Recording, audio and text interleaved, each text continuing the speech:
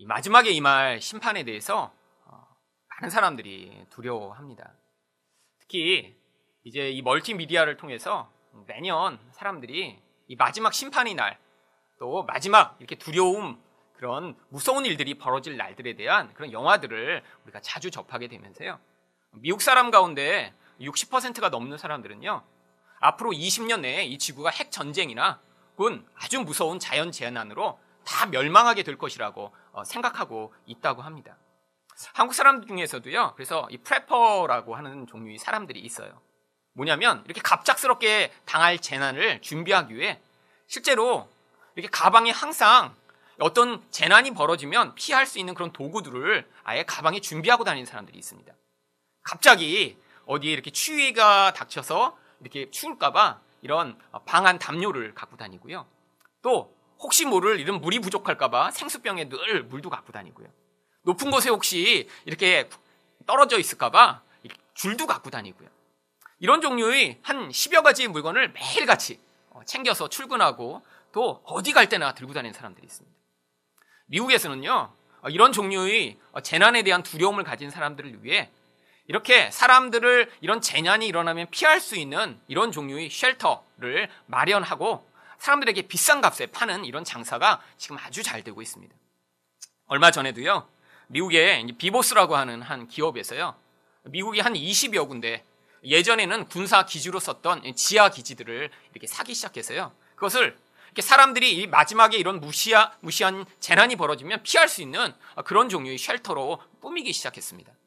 가장 싼 것이요, 5만 달러, 한 5천만 원 정도를 내야 한 사람이 들어갈 수 있고요.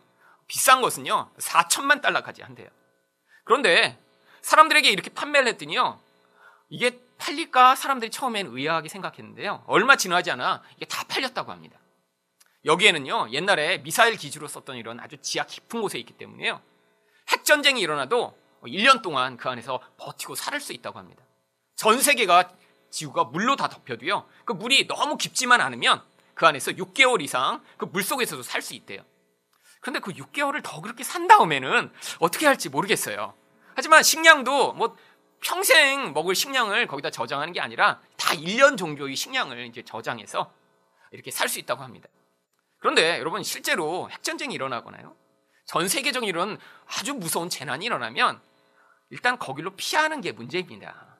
여러분, 모든 재난 영화를 보시면요, 이렇게 핵 폭발이 일어난다 그러면 어떻게 돼요? 모든 사람들이 다 차를 갖고 나왔다가 길에서 다 그냥 죽거든요.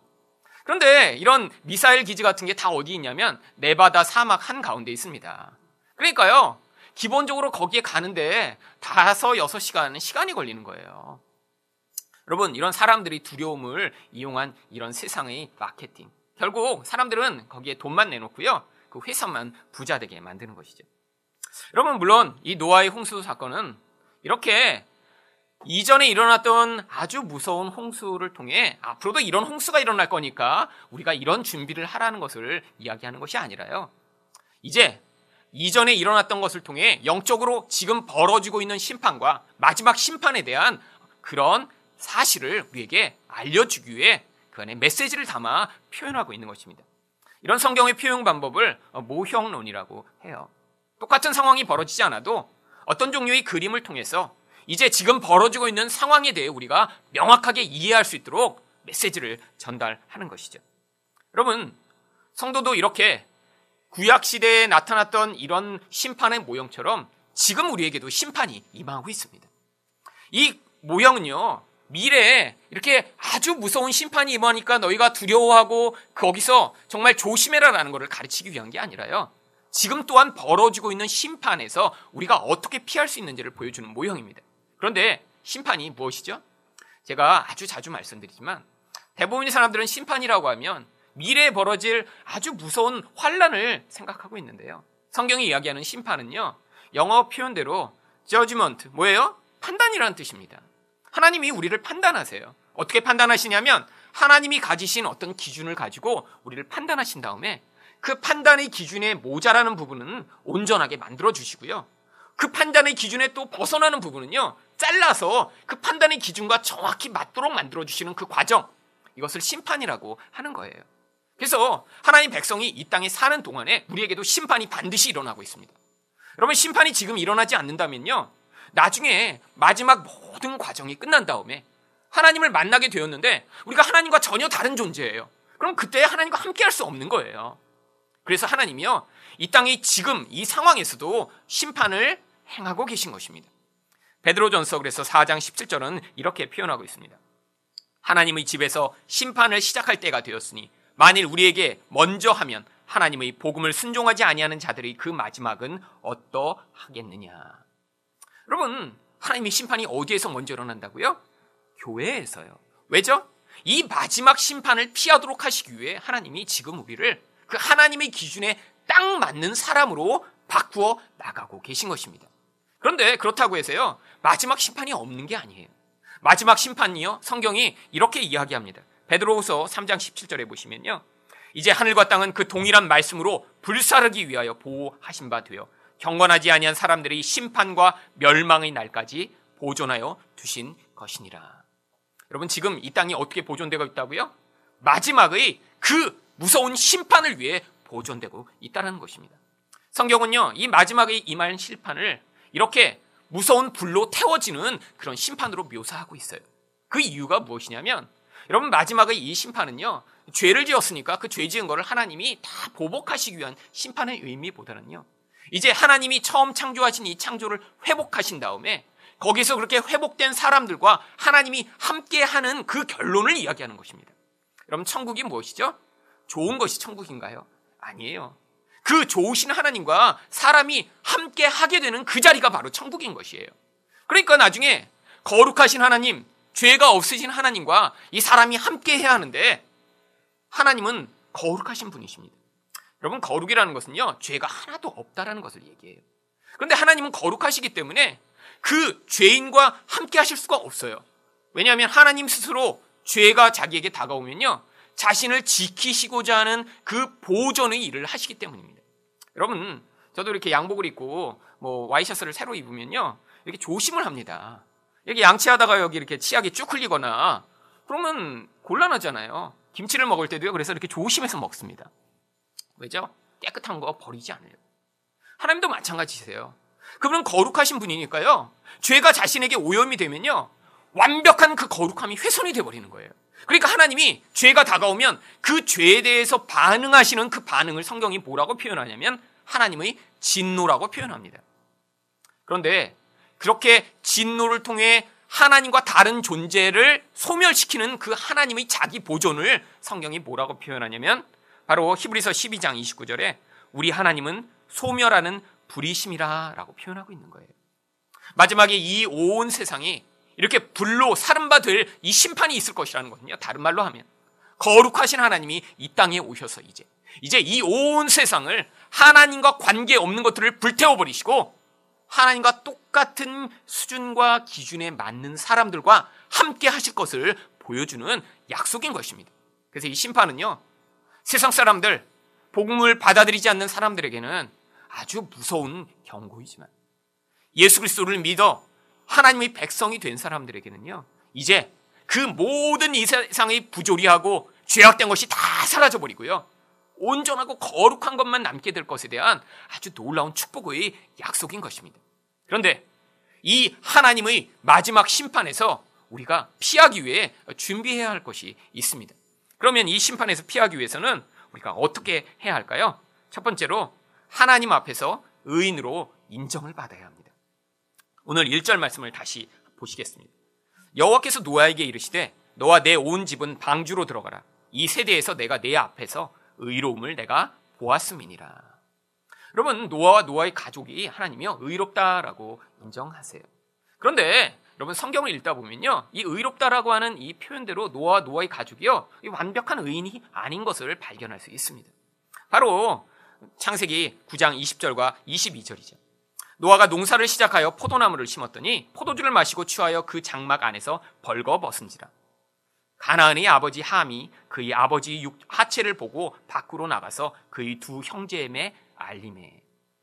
여러분, 노아도요, 이렇게 의로운 분이, 정말 완벽한 분이요, 이렇게 빨가벗고 술에 취해 누워있는 이 모습, 이건 완벽한 모습이 아니죠. 의로운 모습이 아니죠. 그런데 그의 아들, 이렇게 의롭다고 인정받아서 노아의 방주에 탄 그 아들 함도 아버지의 부끄러움을 보고 온 동네방네 자랑을 하는 이런 아주 불의한 모습을 보여주고 있습니다. 그런데 하나님이요, 이들을 의롭다라고 이야기하세요. 왜죠? 바로 창세기 6장 8절과 9절에 그 답이 나와 있습니다. 그러나 노아는 여호와께 은혜를 입었더라. 왜 그러나라고 시작하냐면요, 당시 사람들이 바로 앞절에서 모두 다 부패하고 모두 다 타락했다라고 이야기하고 있기 때문이에요. 그런데 노아도 예외는 아니었습니다. 노아의 아들 함도요, 당시 사람들과 비슷한 그런 종류의 사람이었어요. 물론 다른 사람들이 악하게 행했던 그 악과는 다른 종류의 악이었지만 그들도 완벽한 사람들은 아니었어요. 그런데 하나님이 그들을 은혜로 덮으신 것입니다. 은혜로 덮임을 받았더니요, 9절에 뭐라고 얘기하죠? 이것이 노아의 족본이라. 노아는 의인이요 당대의 완전한 자라. 그는 하나님과 동행하였으며. 여러분, 하나님과 동행하는 것, 하나님과 함께 할 수 있는 유일한 길은요, 이렇게 은혜로 덮임을 받는 것이에요. 내 존재 안에는요, 여전히 세상과 똑같은 종류의 그런 연약함, 그런 욕심, 그런 죄악 가득한데 하나님이 그런 부족한 자들을 은혜로 덮으시는 것입니다. 여러분, 하나님 앞에서 이렇게 의롭다라고 인정을 받기 위해서는요, 하나님이 요구하시는 그 율법을 완벽하게 다 지켜내야 돼요. 그래서 갈라디아 3장 10절에 뭐라고 얘기합니까? 누구든지 율법책에 기록한 대로 모든 일을 항상 행하지 아니하는 자는 저주 아래에 있는 자다. 여러분, 여기 있는 이 저주는요, 뭐 조상신에게 이렇게 잘못을 하면 조상신이 오셔서 막 그냥 깽판을 놓고 막 집안 막 가난하게 만들고 병들게 만드는 종류의 저주를 이야기하는 것이 아닙니다. 여러분, 성경에 나오는 저주는 모두 다 하나님의 생명에서 떠나 생명이 없는 상태를 이야기하는 것을 저주라고 표현하는 거예요. 이 저주의 반대가 바로 축복이라고 하는 단어입니다. 하나님의 생명을 받아 그 생명으로 말미암아 살아가는 자의 모습이 바로 축복인 거예요. 그래서 예수님이요, 가장 축복된 분으로 이 땅에 오셨죠. 그분은 하나님의 생명을 충만하게 가지고 계셨기 때문에 세상 사람들이 이게 없으면 안 될 것처럼 여기는 그런 종류의 것들이 없었지만 거기서 전혀 영향을 받지 않으시고요. 예수님은요, 가난했고 못 배웠고 당시 사람들이 가지고 있어야 된다고 생각하는 것들을 가지고 있지 못하셨어도 하나님의 축복으로 말미암는 생명과 영향력을 미치는 그런 분으로 사셨던 것입니다. 여러분, 그런데 인간이요, 이렇게 의로운 자가 이런 행위로는 될 수가 없는 거예요. 하나님의 축복을 받기 위해서는 의인이 되어야 돼요. 여러분, 하나님은 축복을요, 하늘에서 던지시는 것이 아니라 우리와 관계를 맺으시면서 우리에게 주시는 것입니다. 여러분, 저희 아이들이, 제가 공짜로 뭘 많이 사주죠. 그렇죠? 여러분, 저희 아이들 집에서 밥 먹을 때마다 돈을 안 냅니다. 그렇죠? 그리고 저희 아이들 어디 놀이동산 데려가도요, 제가 공짜로 데려가죠. 너가 이렇게 뭐 열심히 해서 10만 원을 모으면 내가 놀이동산 데려갈게. 그러면 아빠가 아니죠. 여러분, 왜 제가 저희 아이들한테 이렇게 잘해주죠? 아빠니까요. 당연히 그래야죠. 여러분, 마찬가지입니다. 하나님도요, 하늘에서 그냥 하나님과 관계 없는데 어떻게 하나 보자 그래서 축복을 이렇게 던져주시는 분이 아니에요. 하나님과 관계를 맺으면요, 당연히 축복이 흘러들어오게 되어 있습니다. 아빠와 함께 있으면 그 아빠가 그 아이가 필요한 것을 다 주듯이. 여러분, 그래서요, 축복은요, 하나님과 동등된 관계를 맺을 수 있는 의인이어야지만 받을 수 있는 거예요. 다른 것으로는 절대 이 복을 받을 수가 없습니다. 여러분이 매일처럼 열심히 하나님 앞에서 365일 기도를 하셔도요, 여러분이 의인이 아니면요, 하나님과 관계를 맺지 못하기 때문에 그 복을 받을 수가 없는 거예요. 여러분, 그런데 어떻게 의인이 될 수 있다고 하죠? 갈라디아 3장 11절은 그렇기 때문에 뭐라고 얘기합니까? 하나님 앞에서 아무도 율법으로 말미암아 의롭게 되지 못한다라고 얘기해요. 하나님이 정해놓으신 기준을 사람은 지킬 수 없다라는 것입니다. 다른 말로 얘기하면요, 로마서 3장 23절에 모든 사람이 죄를 범하였음에 하나님의 영광에 이르지 못하더니. 여러분, 하나님의 영광이라는 건요, 하나님을 그 자체를 이야기합니다. 그런데 하나님과 가까이 갈 수가 없는 거예요. 왜죠? 죄인인 채로 가면요, 하나님이 불태워버리시니까요. 그래서 반드시 하나님의 축복을 얻고 하나님과 함께하기 위해서는 우리가 의인이 되어야 돼요. 그런데 하나님이 요구하시는 율법을 지켜 의인이 되지 못하고 우리에게 그래서 하나님이 다른 길을 예배해 놓으신 것입니다. 바로 로마서 3장 24절이에요. 그리스도 예수 안에 있는 속량으로 말미암아 하나님의 은혜로 값없이 의롭다 하심을 얻은 자 되었느니라. 여러분, 그래서 우리가 의인이 되는 게요, 이제 하나님과 관계를 맺는 게요, 여러분이 어떤 열심을 부려서가 아니라, 내가 이렇게 잘난 사람이어서가 아니라, 아무런 조건이 없는데 하나님이요 그냥 은혜를 주신 다음에 너는 의인이야 라고 인정해 주시는 거예요. 근데 우리에게 뭘 요구하세요? 그것을 받아들이는 믿음을 요구하시는 것입니다. 여러분, 그래서 이 모든 얘기를 갈라디아서 2장 16절은 약간 길지만 이렇게 이야기합니다.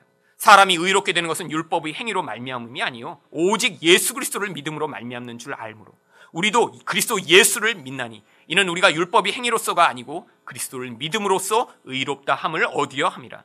율법의 행위로서는 의롭다 함을 얻을 육체가 없느니라. 여러분, 하나님이 우리에게 뭘 요구하세요? 믿음을 요구하세요. 여러분, 근데 이 믿음이라는 건 다른 말로 얘기하면 내가 행하는 모든 것을 부정하는 것을 얘기합니다. 여러분, 하나님은요 우리가 얼마나 돈이 많은지 적은지에 별로 큰 관심이 없으세요. 물론 세상 사람들은 관심이 있습니다. 사람들이 관심이 있으니까 세상에서는요 부유하게 되는 것을 굉장히 좋아하고요, 그렇게 되기 위해 몸부림치죠. 하나님은요 키가 크냐 작으냐 별로 큰 관심이 없으세요. 하나님은요 우리가 어느 학교를 나왔냐도 별로 관심이 없으세요. 하나님이 관심이 있으신 건 딱 한 가지세요. 의로우냐? 나랑 똑같은 모습을 가지고 있느냐? 여러분, 의라는 게 뭐라고요? 하나님의 사랑의 기준을 완벽하게 만족시키는 그 기준을 가지고 있는 거예요. 그런데 어떤 사람은 더 의롭고 어떤 사람은 덜 의롭고 한 게 아니라 우리 모두가 불의해요. 그러니까 하나님이 유일하게 우리에게 요구하시는 게 믿음인 것입니다. 여러분, 그래서요 이렇게 하나님이 주신 의를 받아들인 사람이 마땅히 보여야 할 태도가 있습니다. 첫 번째는요, 하나님이 베푸신 은혜에 대한 은혜의식이에요. 여러분, 은혜의식이 뭐냐면요, 내가 이 정도면 그래도 은혜 받을만 하지, 이게 아니라 어떻게 나를 구원하셨을까? 나보다 훨씬 착하고 훨씬 멋진 사람 많은데. 여러분, 가끔씩 그런 사람 만납니다. 예수 안 믿는 사람이 더 착한 사람 많다고. 저도 그런 것 같아요. 주로 예수 믿는 사람들만 이렇게 상대하다 보니까 예수 믿는 사람들 중에 이렇게 못된 사람도 참 많아요. 여러분, 그런데 못되다고 구원을 못 받습니까? 아니에요. 하나님이요 일부러 못된 사람 모아놓으셨나 봐요. 그래서 얼마나 은혜가 큰지 거기서 고백하도록. 여러분, 이미 너무 착하게 잘 사는 사람, 그런 사람은 어때요? 구원을 받아도요, 아니 나는 이렇게 착해서 하나님이 나를 구원하셨지, 이 정도면 나 같은 사람이 어디 있겠어? 여러분, 은혜의식이 받아들여지지가 않아요. 여러분, 그래서요 대표적인 한 사람이 있습니다. 바로 바울 사도예요. 여러분, 바울 사도가요 뭐라고 고백하냐면 자기를 디모데전서 1장 15절입니다. 미쁘다 모든 사람이 받을 만한 이 말이요 그리스도 예수께서 죄인을 구원하시려고 세상에 임하셨다 하였도다. 그런데 죄인을 구하러 오셨는데 자기는 누구예요? 죄인 중에 내가 괴순이라. 여러분, 이 표현을 언제 했냐면 이게 바로 디모데 전서를 썼을 때가요 바울이 죽기 몇 년 전입니다. 평생 사역하고 감옥에 갇혀있는 그 자리에서 내가 죄인 중에 괴수입니다 라고 고백을 해요. 여러분, 왜 그런 줄 아세요? 이전에 나쁜 짓 많이 했거든요. 여러분, 이 바울은요 예수님과 동시대 사람이에요. 사실 이렇게 훌륭하게 쓰임을 받을 사람을요 예수님이 중간에 찾아가셔서, 여러분, 예수님이 다 제자들 찾아가서 부르셨습니다. 마태도요 세관에 앉아있는데 나를 따르라 라고 부르셨어요. 바울도 있을 때 가서 바울 나를 따라라 라고 부르셔서 예수님이 제자로 부르셨으면 되잖아요. 여러분, 예수님 제자 12명이나 되는데 그 중에는 뭘 했는지도 모르는 제자들도 많습니다. 여러분, 바돌롬에 이름도 헷갈릴 정도로 이렇게 무명의 사람. 여러분, 뭐 했는지 우리는 몰라요. 그런데도 예수님이 12제자예요. 여러분, 바울 같은 사람 미리 부르셔서 예수님이 12제자 중에 베드로 그리고 바울 이렇게 시작하셨으면 좋았을 거 아니에요. 근데 어떻게 하도록 놔두셨어요? 예수 믿는 사람 잡아 죽이도록 놔두셨어요. 열심히 사람들을 죽이며 박해하도록 놔두셨어요. 그 다음에 어떻게 하세요? 그 다음에 불러내세요. 그러니까요 평생 어떤 의식에 사로잡혔냐면 나를 어떻게 구원하셨을까? 아니, 구원만 하신 게 아니라 나를 어떻게 사도로 삼으셨을까? 여러분, 은혜 의식에 사로잡힌 삶을 살았던 것입니다. 여러분, 그 빚진 의식 때문에요 그는요 여러분 하나님을 섬기고 복음을 전파하는 일 외에는 다른 걸 할 수가 없었던 거예요.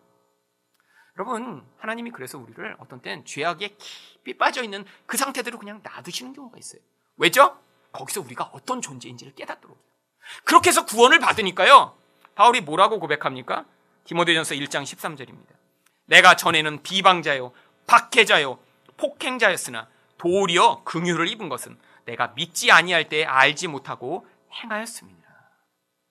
자기 존재의 정체성을요, 비방자, 박해자, 폭행자라고 고백합니다. 근데 그런 자를 향해 하나님이 어떻게 하셨다는 거예요? 은혜를 베푸시고 긍휼을 베푸셨다고 고백하는 거예요. 여러분, 하나님이 그래서 우리 인생 가운데 찾아오시면요, 여러분, 근데 문제가 있습니다. 이렇게 이전에 이런 삶을 살았던 사람은요, 이 변화가 좀 빨라요. 그래갖고요, 이전에 이렇게 좀 놀았던 사람들은요, 예수 믿고 나면요, 이 눈물도 많이 흘립니다. 자기를 돌아보면 죄인이었거든요. 나쁜 짓 많이 했거든요. 그런데 이렇게 교회 오래 다닌 사람들은 이렇게 돌아봐도 별게 없어요. 초등학교 때 주일날 오후 예배 빼먹고 이렇게 뭐 사먹은 일, 이런 일 기억나고. 여러분, 근데 그게 아니에요. 은혜가 진짜 임하기 시작하면요, 거기서 뭐가 커지냐면요, 자기 자신이 얼마나 하나님 앞에서 부끄러운 자인가를 자꾸 기억나게 만드세요. 여러분, 행위가 문제가 아닙니다. 우리 본질 안에서 나오는 그 미움, 하나님에 대한 불신, 사람 앞에서 높아지고 하는 그 욕망들, 하나님이 그것을 죄로 여기시고 우리 안에서 그 죄의식을 자꾸 깊어지게 하시는 것이죠. 여러분, 근데 이런 자에게 하나님이 은혜를 베푸실 때 우리 안에서 두 번째, 이렇게 은혜를 받은 자에게 나타나야 하는, 반드시 나타나야 하는 반응이 무엇이냐면 바로 다른 사람에 대한 긍휼과 은혜를 베풀 수 있는 사람이 되는 것입니다. 여러분, 왜죠? 나도 이렇게 악한 자였는데 하나님이 은혜를 베푸셨는데, 저런 다른 사람도 은혜가 없으면 저 모습으로 살다 심판을 받을 테니까 하나님, 저도 불쌍히 여겨주세요라고 하는 그런 마음을 갖게 되죠. 여러분, 그래서요, 성경이 뭐라고 얘기하죠? 야고보서 2장 13절입니다. 긍휼을 행하지 아니하는 자에게는 긍휼 없는 심판이 있으리라. 긍휼은 심판을 이기고 자랑하니라. 여러분, 긍휼이 심판을 이긴다는 건요, 이제 하나님이 나중에 심판하러 오셨는데 우리 안에서 이렇게 우리가 은혜를 받은 자로서 마땅히 내놓아야 하는 긍휼을 내놓지 않았더라면 우리가 뭐라는 거예요? 은혜를 은혜로 받아들이지 않은 자라는 사실이 판별된다는 거예요. 그러니까 하나님의 심판을 통과하지 못한다는 것입니다. 여러분, 이 은혜의식에 반대되는 말이 뭐냐면 바로 비교의식입니다. 은혜는요, 내가 받을 만한 자격이 없는데 하나님이 주신 것을 내가 받아들인 것으로 말미암는 감동을 만들어내는데, 비교의식은 끊임없이 무엇을 만들어내냐면요, 내가 저 사람보다 무엇이 나은가를 평가하는 평가와 비판을 만들어내요. 여러분, 교회 안에서도요, 사람들이요, 그래서 자기가 가진 것으로 다른 사람을 평가하고, 그 평가가 그리고 부정적일 때 사람들에게 욕하고 미워하는 경우를 많이 보게 됩니다. 여러분 안에는 그런 평가의 기준이 없으세요? 여러분, 우리도 세상에 사니까요, 그런 기준이 너무 많아요. 어떤 사람이 어떤 능력이 좀 부족하고, 내가 볼 때 그런 종류의 힘이 별로 없고, 내가 볼 때 별로인 것 같으면 우리도 그 사람을 별로 생각합니다. 여러분, 근데 대부분 어떤 문제가 발생하는 줄 아세요? 그런 사람이 나랑 같이 하게 되면요, 내가 그 사람에게 영향을 미치게 될 때 이런 은혜 의식이 없는 사람들은요, 내가 그보다 우월감을 가지고 있으니까 거기서 막대하기 시작합니다. 이게 세상의 원리잖아요. 여러분, 왜 세상에서 약한 자가 되는 게 이렇게 힘든 일이죠? 조금이라도 무엇인가 가진 자가 돼버리면요, 그 약한 자들을 아주 심하게 학대하니까요. 여러분, 기업에도 들어가면, 그래서 말단 사원들은 정말로 고통을 당해도 호소를 하지 못합니다. 왜? 봉급이라고 하는 그 힘을 쥐고요, 막대하는데도요, 강한 자가 약한 자를 학대하는 그 학대를 받으면서도 거기서 버텨야 하니까요. 여러분, 그런데 교회에서도요, 이런 세상의 원리들을 가지고 와서 무엇인가 자기가 가진 것, 내가 있는 것, 아니 과거에 있었던 것까지도 끄집어내서 다른 사람들을 평가하며 그렇게 하는 경우들이 있을 때, 여러분, 이것은요, 은혜의식이 아니라 비교의식이라고 하는 잘못된 영향력에 사로잡힌 증거입니다. 여러분, 또한 우리가 심판을 피하기 위해서는 두 번째로 어떻게 해야 하냐면 하나님의 말씀을 믿어야 합니다. 2절부터 4절까지의 말씀을 다시 보겠습니다. 이 하나님이 다 명령하신 거예요. 너는 모든 정결한 짐승은 암수 7씩, 부정한 것은 암수 2씩 내게로 데려오며 공중의 새도 암수 7씩을 데려와 그 씨를 온 지면에 유전하게 하라. 지금부터 7일이면 내가 40주야를 땅에 비를 내려 내가 지은 모든 생물을 지면에서 쓸어 버리리라. 여러분, 노아가 지금 이 홍수가 날 때의 나이가 600세입니다. 여러분, 600세면요, 얼마나 오래 살았어요. 정말 사실 뭐 이제 저 같은 경우에도 40몇 년 살았는데 600세까지 저 살라고 해도 좀 별로 싫어요. 너무 길어요, 너무. 여러분, 근데 그 600세 동안 살면서 노아는요, 한 번도 비를 경험한 적이 없습니다. 세상이 다 수증기로 덮여 있었기 때문에 당시에는요, 비가 내리지 않았어요. 그런데 하나님이요, 비가 내린다고 방주를 준비하래. 게다가 바다에다 만드는 게 아니라요, 산 꼭대기에다 방주를 만듭니다. 사람들이 바보라고 놀려요. 멍충이라고 그래요. 미쳤냐고 그래요. 여러분, 근데 묵묵히 하나님 말씀에 순종하며 그 말씀을 믿습니다. 여러분, 어떻게 이걸 믿게 될까요?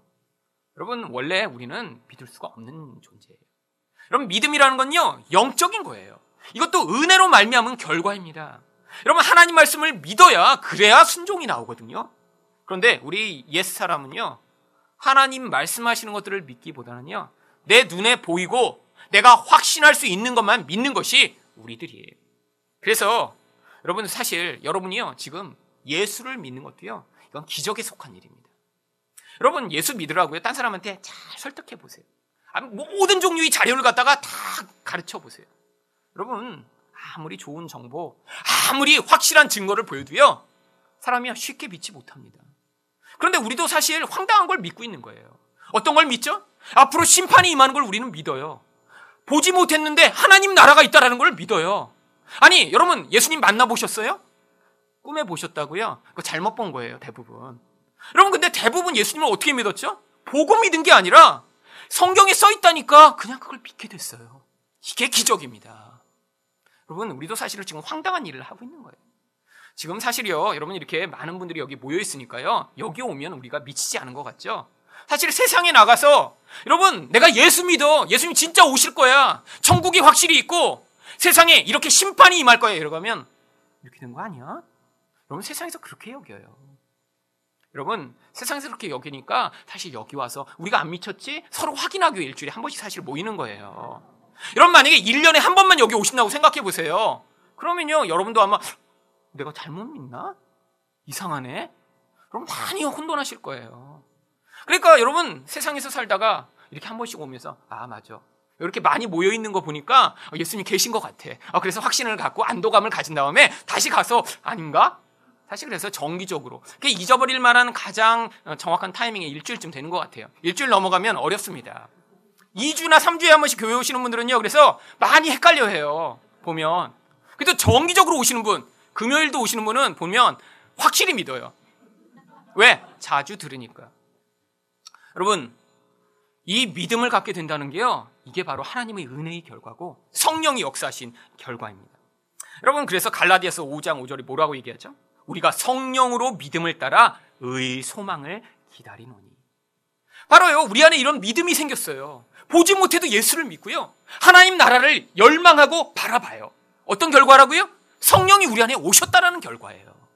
여러분, 성령이 오셨는지 안 오셨는지요? 여러분, 성령이 임하시면 막 손이 떨리고요, 막 방언이 나오고 이럽니까? 이건 기질과 성격대로 그러는 거예요. 원래 성격이 막 이렇게 그냥 흔들기 좋아하는 사람은 성령이 임하시면 몸이 흔들립니다. 원래 얌전한 사람은요, 임하셔도 오셨나? 몰라요, 잘. 그런데 그 성령이 임하신 제일 놀라운 결과가 뭔지 아세요?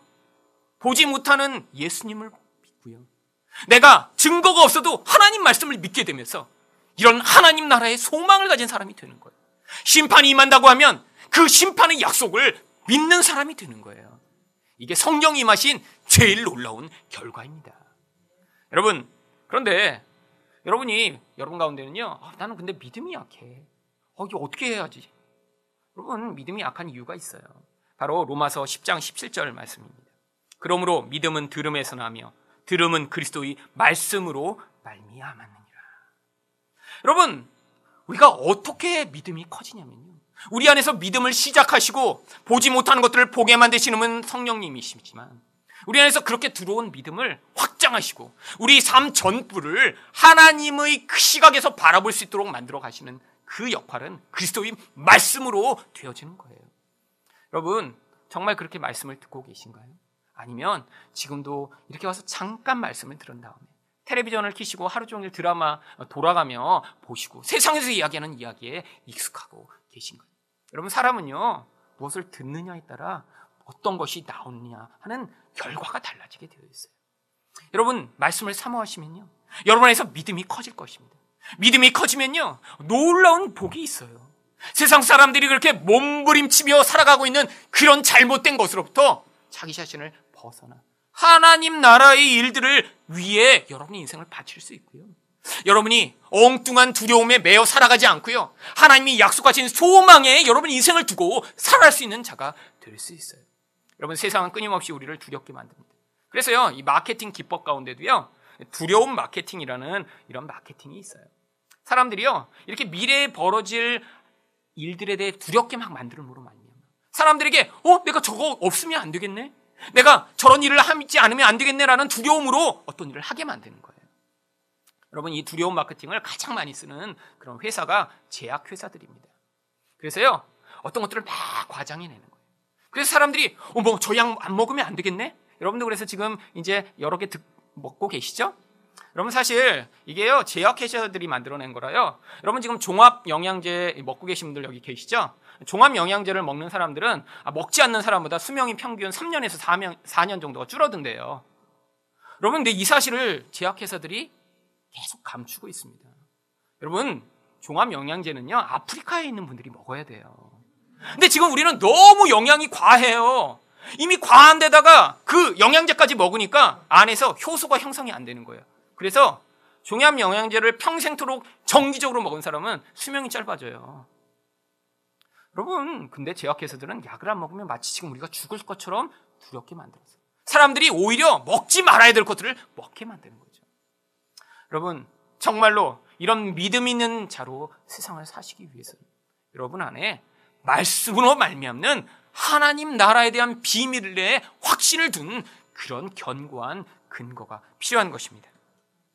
세 번째로, 심판을 피하기 위해서는 어떻게 해야 합니까? 하나님의 명령을 다 순종해야 합니다. 우리 5절 말씀을 다시 한번 보겠습니다. 노아가 여호와께서 자기에게 명령하신 대로 다 준행하였더라. 여러분, 정말 다 준행해야 돼요.